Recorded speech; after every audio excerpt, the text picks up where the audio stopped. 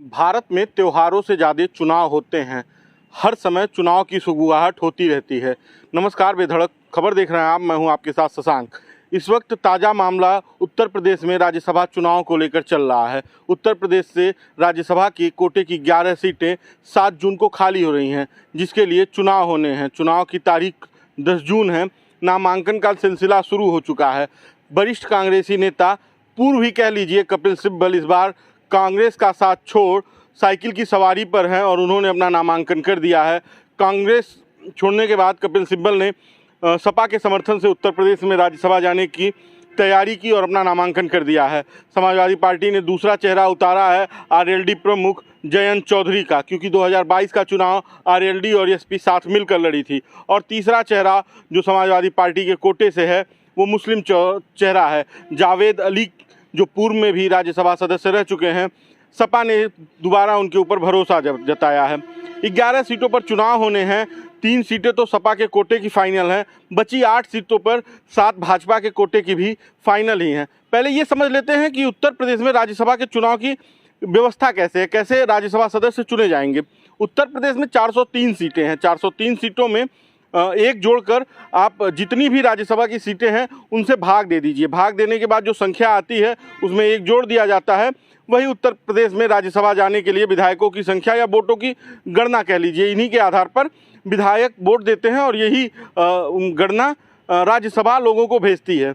अब इस अनुसार 403 में से 7 सीटें भाजपा के खाते में जा रही हैं और 3 सपा के। चूँकि उत्तर प्रदेश में 403 सीटें हैं, जिसमें 275 भाजपा के पास है, 150 सपा गठबंधन के पास, 2 कांग्रेस के पास, 1 बसपा के पास और 2 जनसत्ता दल जो राजा भैया की पार्टी है। अब बच्ची इस गणित के हिसाब से जो हिसाब लग रहा है, 7 भाजपा की सीटें राज्यसभा जा रही हैं और 3 सपा की। बचे 1 सीट पर, यानी 8वीं सीट पर ये अंदेशा लगाया जा रहा है, ये अंदाज़ा लगाया जा रहा है कि भाजपा और सपा दोनों ही अपने प्रत्याशी उतार दे सकती है। लेकिन चूंकि 14-14 सीटें दोनों लोगों के पास 14-14 विधायक बच रहे हैं, इसलिए जीतना किसी का भी तय नहीं माना जा रहा है। इसलिए द्वितीय वरीयता के मतों के आधार पर यह सीट फाइनल की जाएगी। अब हम आपको ये बता देते हैं कि पहले अंदेशा जो लगाया जा रहा था कि सपा से डिम्पल यादव जाएंगी, अखिलेश यादव की पत्नी, राज्यसभा। लेकिन आजमगढ़ में उपचुनाव भी है, जिसे देखते हुए अखिलेश यादव ने यह तय किया है कि जो राजनीतिक गलियारों में चर्चा है कि डिम्पल यादव लोकसभा का चुनाव लड़ेंगी आजमगढ़ से, चूँकि विवादों के घेरे में आजमगढ़ की सीट ना आए। और आजमगढ़ में विधानसभा के चुनाव में समाजवादी पार्टी ने 10 की 10 सीटें जीती हैं। मैनपुरी और इटावा में सपा उस तरह का प्रदर्शन नहीं कर पाई जैसा कि आजमगढ़ में सपा ने किया है। इसलिए डिम्पल यादव को राज्यसभा न भेज के समाजवादी पार्टी ने यह तय किया है उन्हें लोकसभा के रास्ते दिल्ली भेजा जाएगा। चूँकि पीछे का दरवाज़ा ये कहा जाए कि अगर दिया जाता तो भी राजनीतिक गलियारों में चर्चा का विषय होता। अब पहले तो राज्यसभा के चुनाव में आ जाते हैं। राज्यसभा के चुनाव में तीनों सीटों पर सपा ने अपने प्रत्याशी लगभग तय ही कर दिए हैं। कपिल सिब्बल हैं, जावेद अली हैं और फिर जयंत चौधरी हैं, जो आरएलडी और सपा गठबंधन के प्रत्याशी होंगे। अब भाजपा की सीटों पर आते हैं। भाजपा के पास 7 सीटें तो तय मानी जा रही हैं। भाजपा अपने पूर्व जो सदस्य हैं उनको भी भेज सकती है, जिसमें जयप्रकाश का नाम है, शिवप्रताप शुक्ला का नाम है जो ब्राह्मण चेहरा है, उनका नाम है जफर इस्लाम का नाम है, नरेश अग्रवाल का नाम है।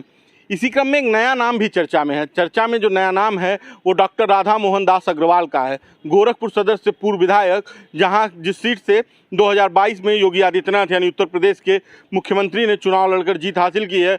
उसी सीट से पूर्व विधायक रहे डॉक्टर राधा मोहन दास अग्रवाल की भी राजनीतिक गलियारों में चर्चाएं तेज चल रही हैं। माना जा रहा है कि इस बार राधा मोहन दास अग्रवाल भाजपा के सहयोग से राज्यसभा जाएंगे और यह लगभग फाइनल है। जो 21 सीटों की सूची, 21 नामों की सूची 11 सीटों के लिए दिल्ली उत्तर प्रदेश भाजपा ने भेजा है, दिल्ली अपने केंद्रीय मुख्यालय को, उसमें राधा मोहन दास अग्रवाल का भी नाम शामिल है, ये कहा जा रहा है। इसके साथ ही अनुप्रिया पटेल जो भारतीय जनता पार्टी के गठबंधन में है, उन्होंने भी अपने 1 सीट की मांग की है और निषाद पार्टी ने भी 1 सीट की मांग की है। 31 मई को नामांकन की आखिरी तिथि है।